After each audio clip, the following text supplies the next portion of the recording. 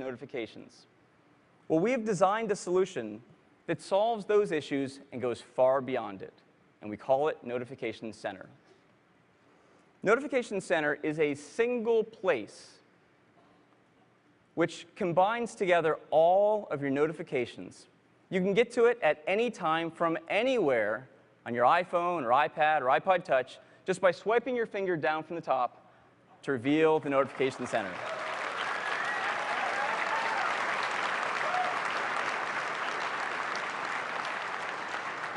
So we think it is beautiful.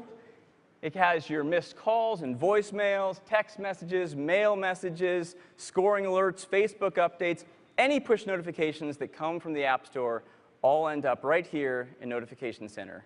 And we've even added stocks and weather right up top. Now, we didn't stop there. Notifications are no longer interrupting. So now if you're playing a game and someone sends you, say, a text message, you get a nice animation from the top. It's right there. You can keep on playing your game, and it'll automatically dismiss itself. You could have just tapped on it, and it would take you to that app. But it doesn't matter, because you can always get back to it at any time just by swiping your finger down from the top. We've also improved the lock screen. You can see more information for notifications here. And one of my favorite features is for any one of the notifications in the lock screen, you can just slide your finger across it, and it takes you directly to the app that sent the notification. And let me go ahead and just show this to you now. So I've got a phone here running iOS 5. You can see more information there. Now I'm just going to swipe my finger right across that text message, and it takes me directly to the Messages app and right into the conversation. It's really convenient. Now to get to the Notification Center, just swipe my finger down from the top, and there it is. Dismiss it by swiping up. Really nice animation. You can see that we're still in winter here in San Francisco. I get all of my messages here, so text messages and scoring alerts. Down at the bottom here, I have some alerts from MLB.com at bat. If I tap on that X button, I can just go ahead and clear that out. If I see another notification, like the Facebook one, I tap on it, takes me directly to the Facebook app. So it's really convenient. And at any time, again, swipe down from the top, and you get back to Notification Center. And that is Notification Center.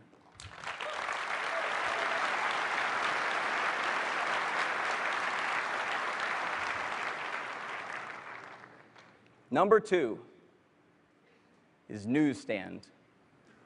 You know, I love reading newspapers and magazines right on my iPhone and my iPad. And recently, we added subscriptions. And this makes it easier for you to get all of the new issues without missing anything. Already, most of the major publishers of magazines and many of newspapers have signed up to support subscriptions. Now, these are incredible titles. Things like National Geographic and Spin. So great music magazines. And of course, when you read these on your iPad, you get audio and video in addition to all the articles. Vanity Fair. Science magazines like Popular Mechanics and Popular Science. Esquire and GQ. Fashion magazines like Elle. The Oprah magazine, tech magazines like Wired, and automobile magazines, and sports magazines, The New Yorker, and newspapers, new ones like The Daily, but also The New York Times, the San Francisco Chronicle, Daily Telegraph, and other international papers. And we've now created a single place right in the App Store that combines all of these newspaper and magazines, so you can find them all in one place. When you purchase them, they're automatically downloaded and placed in the newsstand. It's a new place right on the home screen. Looks like this beautiful news rack. In addition to this, we do background downloads.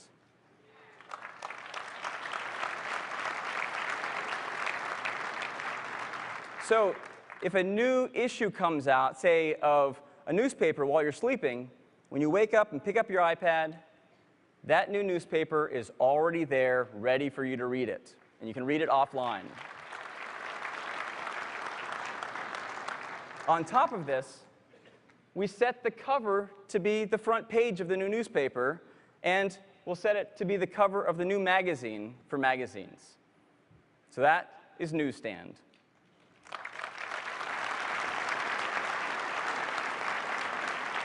Next is Twitter.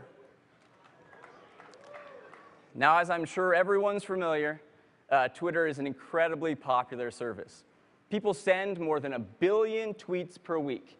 And we hear from a lot of our customers on iPhone and iPad and iPod Touch that they love Twitter. And so we want to make it even easier for all of our customers to use Twitter on iOS products. We're doing a number of things for this. First, we're adding single sign-on. So now, when you go to the Settings app that's built in on the iPhone or iPad, you can enter your username and password, and now you're configured for Twitter. For any app you download off the App Store, it'll just say, "Can I use your credentials?" When you say yes, you're logged in. You don't need to re-log in every single time. So single sign-on. Next, we've integrated Twitter in with many of our apps, like Camera and Photos. So now if you're at a concert and you take a photo and you want to tweet that photo, just tap on the Action button. It's a new option, Tweet, and it brings up this beautiful tweet sheet. Gives you a nice thumbnail of the photo, gives you a countdown of how many characters you have left to type, and you can even optionally add your location, tap on that, and then you've tweeted the photo. It's that simple.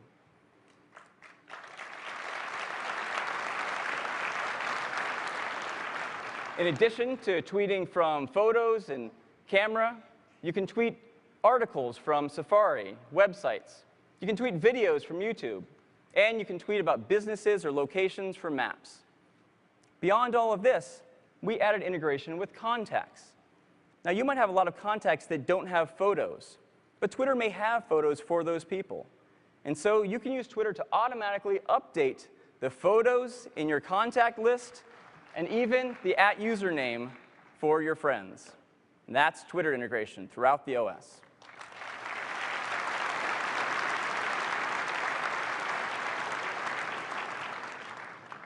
Next is Safari. Safari is the best mobile web browser out there. It's also the most popular. In fact, nearly 2/3 of all mobile web browsing is done on Safari. Beyond this, we took Apple's Safari engine and open sourced it. And it's the basis of all web browsing on Android. So the Safari engine is the basis of more than 90% of all web browsing on mobile devices. Well, in iOS 5, we're making Safari even better. We've got some great features. The first is Reader. Safari Reader becomes available up here as a new button when you're reading a story on a website. If you just tap on that button, we take the story you're reading and make it front and center.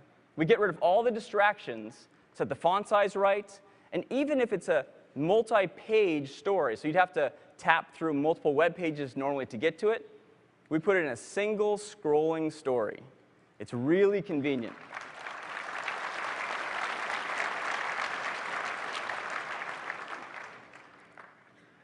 On top of that, you can now email the contents of the story. Before, you could just email the link, but now when you email, you get the link plus the contents in your Compose window. And all of this works really well on the iPad. It works great on the iPhone as well. It's a perfect size for it. It sets the font size right. It's really nice to read stories. So that's Safari Reader. The second one is Reading List. Reading List is a simple and convenient way for you to quickly save a story to read it later. You just put it in the reading list, and when you add an item to reading list, it gets added to the reading list on all of your iOS devices, and even the reading list on Safari on Mac and Safari on Windows.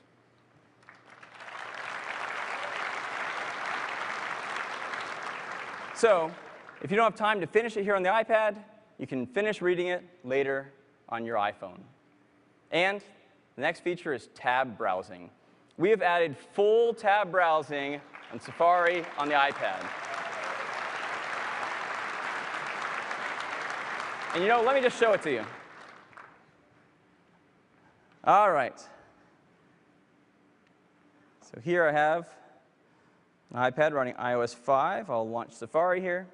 And the first thing you'll see with tab browsing is it is lightning fast to switch between windows now.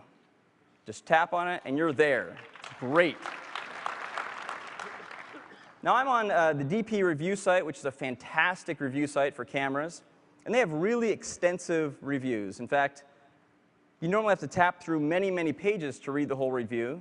If I look at this one here, it's 20 pages long. Well, if I tap the Reader button here, it loads the entire story up in Reader. Now I can just scroll through. It gets rid of all the distractions, lets me concentrate just on the content. That is Reader.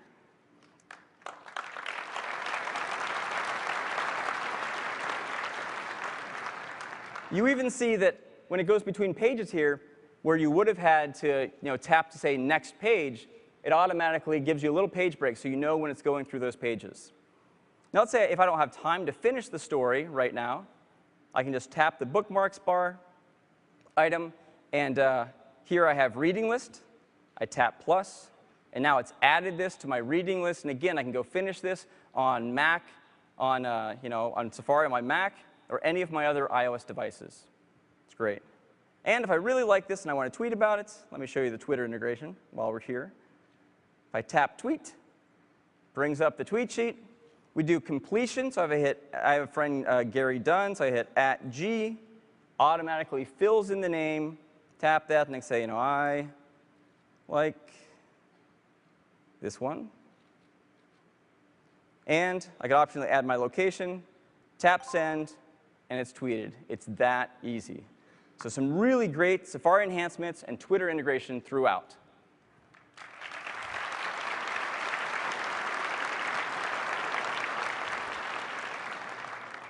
All right, next up is reminders. All of us are constantly creating lists of things to do, lists of things to buy, like a grocery list. Some of them have a place associated, like don't forget to walk the dog when I get home. And some have a time associated, say buy concert tickets Monday at 10 a.m., so that's when they go on sale. Wouldn't it be great if you could get rid of all these scraps of paper and store all this on your phone? But beyond that, if your phone actually reminded you to do things as opposed to just statically keeping a list of things. Well, that's exactly what the Reminders app does. On the Reminders app, you can store lists of things, multiple lists, so things for a trip to San Francisco, or a birthday party, or a grocery list. You can store dates associated with these reminders, so you'll be reminded on that date. You can also assign location. This is really cool. I could set up a reminder to say, remind me to call my wife when I leave the convention today. And it'll set a geofence up around Moscone Center, and so when I get in my car to leave, it'll pop up and say call.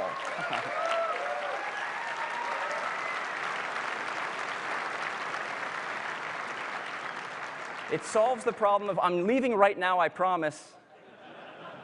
Call in the car. You can, of course, search through all your reminders, and reminders will sync with iCal on the Mac using CalDAV, and even with Outlook on Windows using Exchange. And that is Reminders.